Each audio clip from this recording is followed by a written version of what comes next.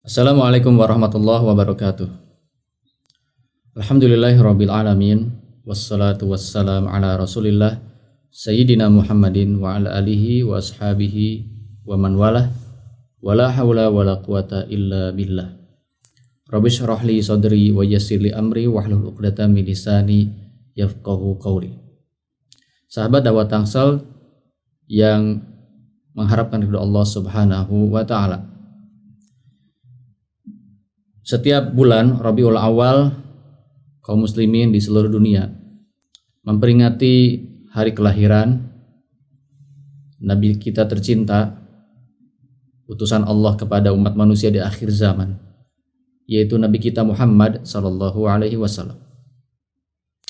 Allah mengutus beliau untuk menyampaikan risalah Islam, menyampaikan risalah tauhid, untuk menebar cahaya di atas kegelapan jahiliyah, untuk mengeluarkan umat manusia dari kegelapan agama-agama menuju cahaya Islam, dari kezaliman penguasa-penguasa tiran menuju keadilan Islam, sehingga Islam menyinari dunia dengan cahayanya.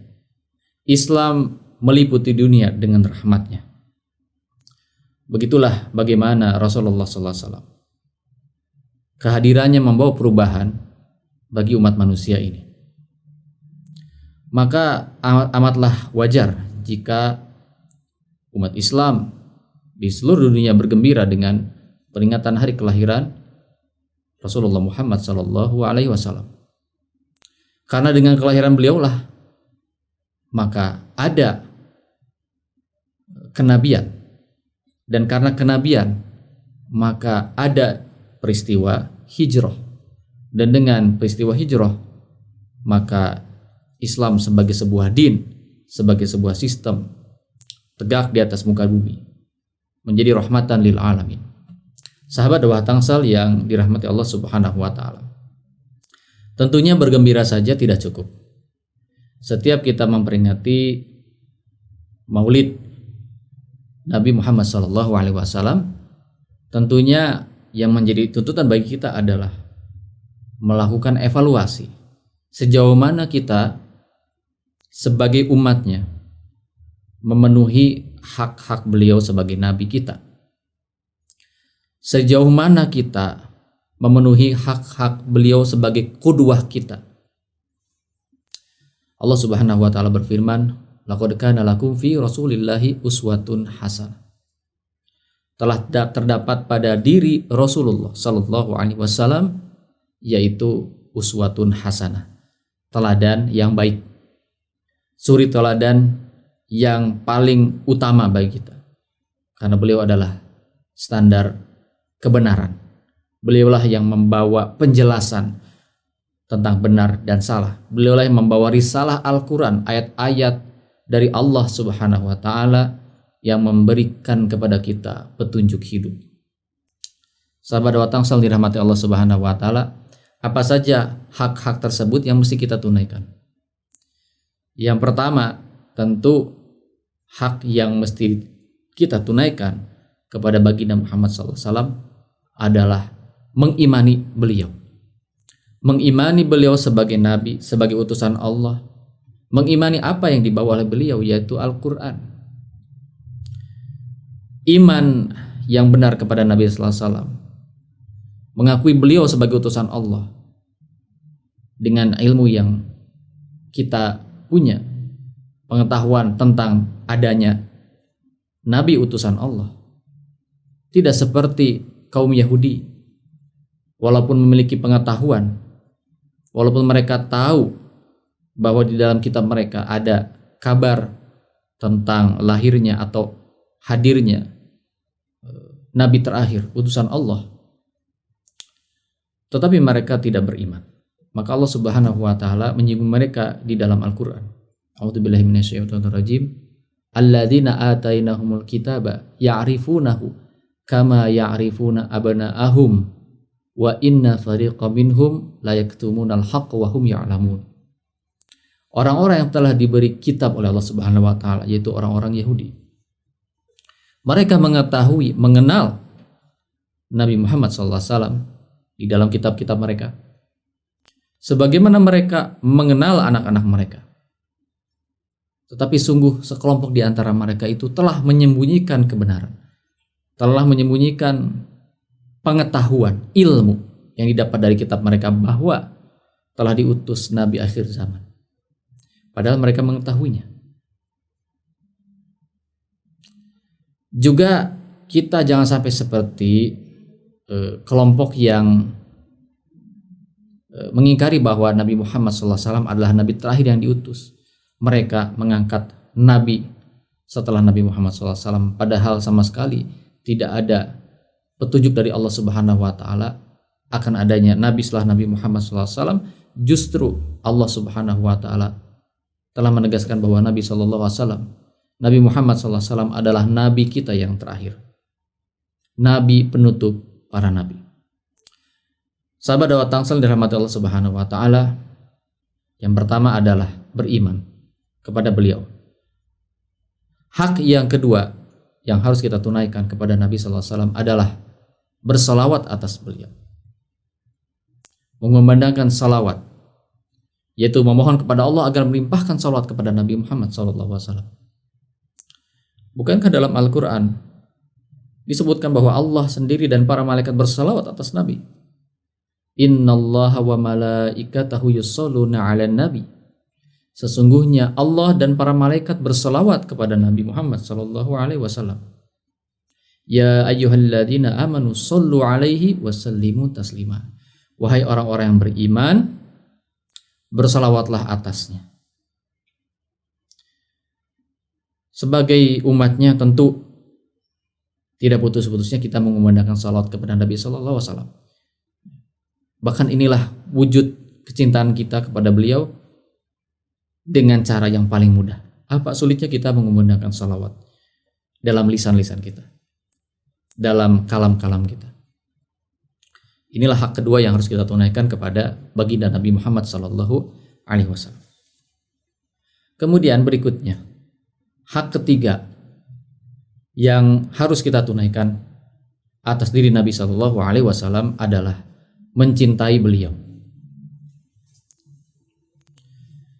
Sebagai umatnya, tentu merupakan kewajiban kita mencintai Nabi kita. Kenapa?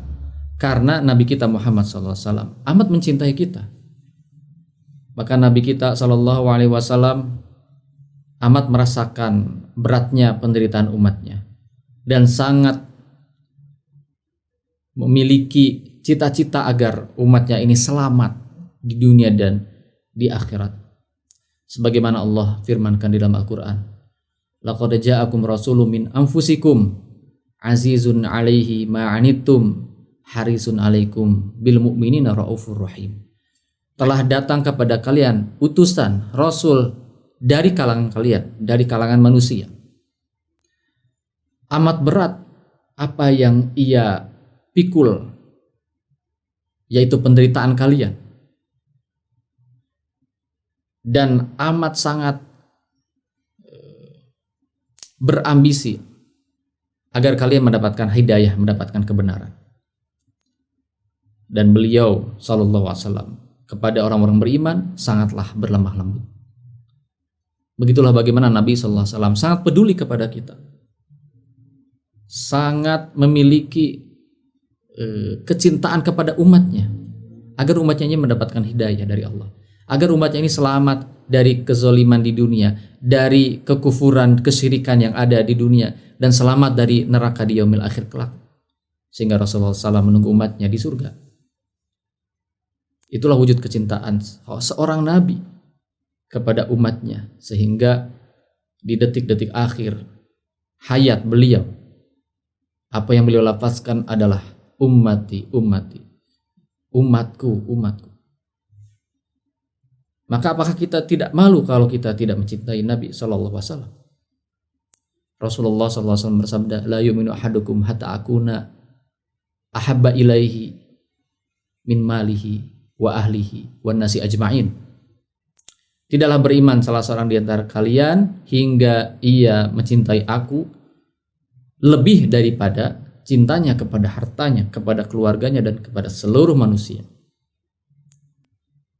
Nah, sahabat Dawah Tangsel dirahmati Allah Subhanahu wa taala, tentunya kecintaan kita kepada siapapun dan kepada apapun memerlukan bukti.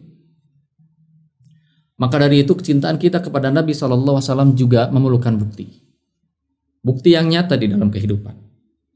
Maka ini menghantarkan kita kepada hak yang keempat. Hak yang harus kita tunaikan atas Nabi SAW. Apa itu? Yaitu ketaatan. Ketaatan kepada perintah dan larangan Nabi SAW. Inilah yang sebetulnya merupakan perwujudan atau buah yang real dari keberimanan kita, dari salawat kita kepada Nabi SAW, dan dari rasa cinta kita kepada Nabi SAW. Maka poin keempat ini adalah bukti dari poin pertama, kedua, dan ketiga tadi, yaitu ketaatan. Karena inilah yang diminta dari kita sebagai umatnya, adalah ketaatan. Adalah melaksanakan amal perbuatan di dalam kehidupan kita sesuai dengan perintah dan larangan dari Rasulullah SAW, di mana tidak ada sesuatu pun yang disampaikan Rasulullah SAW itu melainkan wahyu. Wa ma yantiqu 'anil hawa in huwa illa wahyu yuha.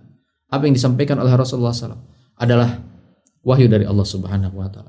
Beliau menyampaikan Al-Qur'an dan juga beliau menyampaikan As-Sunnah, yang mana keduanya adalah wahyu dari Allah Subhanahu wa taala. Maka ketaatan ini adalah mutlak wajib bagi kita selaku umat Nabi sallallahu alaihi wasallam, umat yang berharap untuk bisa diundang oleh Rasulullah SAW ke telaga Haud di yaumil akhir kelak.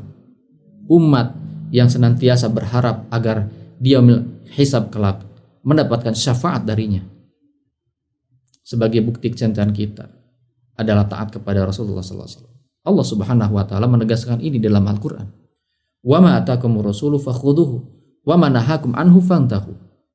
Apa-apa yang dibawa, apa-apa yang diperintahkan, disampaikan oleh Rasulullah SAW, maka taatilah. Dan apa-apa yang dilarang oleh Rasulullah SAW dari kalian, maka jauhilah. Ini menjadi kaidah yang mutlak bagi kita sebagai umat Nabi SAW.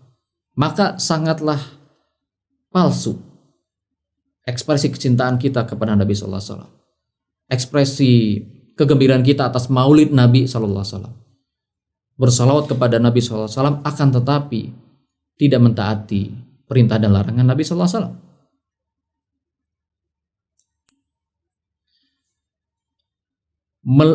Merayakan atau memperingati maulid Nabi, akan tetapi pada saat yang sama memusuhi dakwah Islam.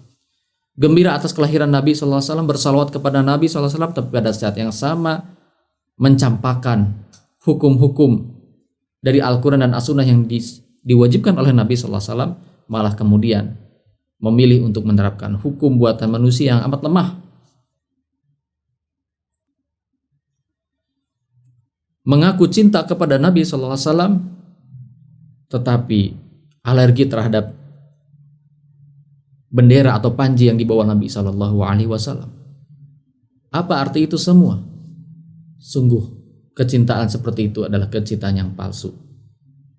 Sungguh salawat orang-orang yang seperti itu, orang-orang yang mengaku cinta Nabi SAW tapi memilih untuk mencampakkan hukum-hukum Allah, mencampakkan syariat Rasulullah SAW, memusuhi dakwah yang disyaratkan Nabi SAW, memusuhi panji-panji Nabi SAW. Salawat yang dikumandangkan oleh mereka hanyalah salawat yang hanya berhenti di lisan saja, bukan lahir dari jiwa yang taat kepada Rasulnya, bukan lahir dari jiwa yang cinta kepada Allah dan Rasulnya. Maka dari itu, sahabat Dawah Tangsel dirahmati Allah Subhanahu wa taala, mari kita merealisasikan kecintaan kita kepada Nabi SAW. Mari kita mengejawantahkan keimanan kita dan salawat kita kepada Nabi SAW dengan mentaati syariat Allah, mentaati hukum yang lahir dari Al-Quran dan As-Sunnah, sebagaimana yang dibawa oleh Nabi kita tercinta, Nabi Allah Muhammad Sallallahu Alaihi Wasallam. Demikian, semoga bermanfaat. Assalamualaikum warahmatullahi wabarakatuh.